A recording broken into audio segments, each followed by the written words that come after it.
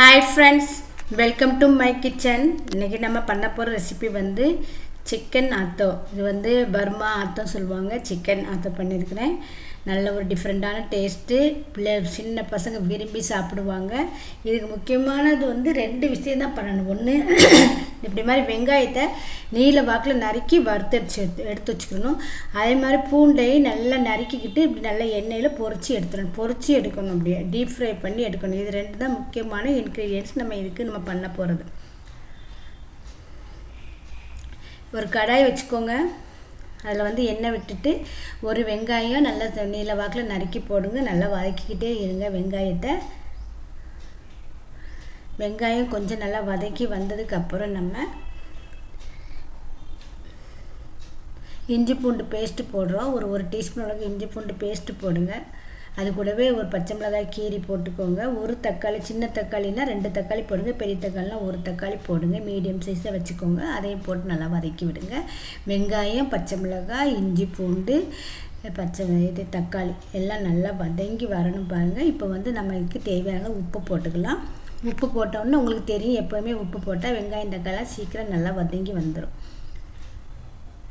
இப்போ இதுக்கு வந்து மஞ்சத்தூள் ஒரு 1/2 டீஸ்பூன் அளவுக்கு மஞ்சத்தூள் போட்டுக்கோங்க. ஒரு 2 டீஸ்பூன் அளவுக்கு சிக்கன் மசாலா இல்லைன்னா மட்டன் மசாலா போட்டுக்கோங்க.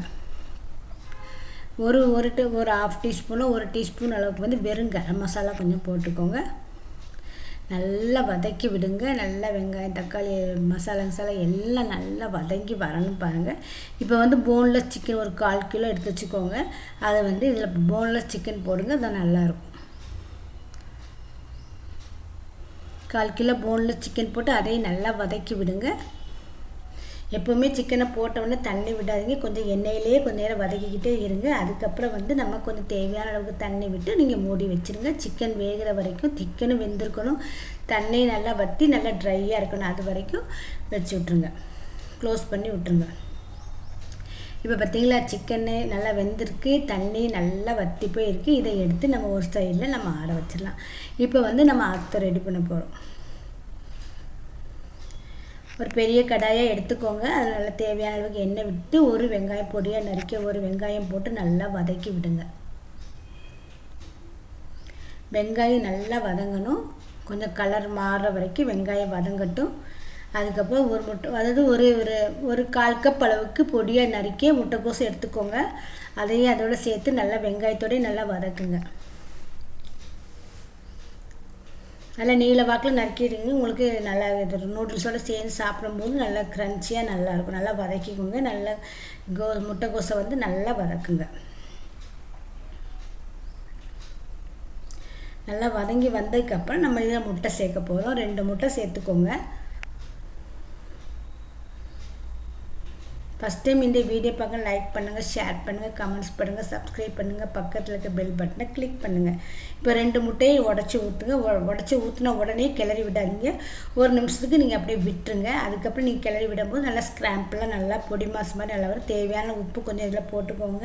சிக்கனுக்கு உப்பு போட்டுக்கிறோம். நூடுல்ஸ் வேக வைக்கும்போது நம்ம கொஞ்சம் உப்பு போடுவோம். அதனால் பார்த்து போட்டுக்கோங்க உப்பெல்லாம். நல்ல முட்டைக்கோசும் நல்லா ஃப்ரை ஆகி வரணும் பாருங்கள். நல்லா உதிரி அந்த பாருங்கள், இதே மாதிரி உதிரியாக நல்லா வரணும். இந்த நேரத்தில் உங்களுக்கு காரத்துக்கு ஏற்ற மாதிரி சில்லி ஃப்ளேக்ஸ் போட்டுக்கோங்க. சில்லி ஃப்ளேக்ஸ்னால் நல்லா காஞ்ச மிளகாய் வெயிலில் காய வச்சுட்டு மிக்சியில் ஒரு சுற்றி எடுத்துக்கோங்க. உங்களுக்கு காஷ்மீரி மிளகாய் இன்னும் கலர் நல்லாயிருக்கும் பாருங்கள். இப்போ புளித்தண்ணி எடுத்துக்கணும். புளித்தண்ணி வந்து ஒரு 2 டீஸ்பூன் அளவுக்கு புளித்தண்ணி விடுங்க. உங்களுக்கு புளித்தண்ணி விடுறதுக்கு இஷ்டம் இல்லைன்னா நீங்கள் எலுமிச்சம்பழம் ஜூஸ் விட்டுக்கலாம். புளித்தண்ணி விட்டால் தான் இந்த அத்தோட டேஸ்ட் நல்லாயிருக்கும் பாருங்கள். இப்போ வந்து நம்ம நூடுல்ஸை வந்து நம்ம எப்போவுமே வேக வச்சு எடுப்போம்ல, அந்த மாதிரி வேக வச்சு கொஞ்சம் மஞ்சத்தூள் போட்டு வேக வச்சு எடுத்துக்கோங்க. அதை இதோட சேர்த்து நல்லா கிளறி விடுங்க. அதுக்கப்புறம் இது கூடயே நம்ம சிக்கன் மிக்ஸ் பண்ணி வச்சுருக்கோம்ல, அதையும் சேர்த்து கிளற போகிறோம்.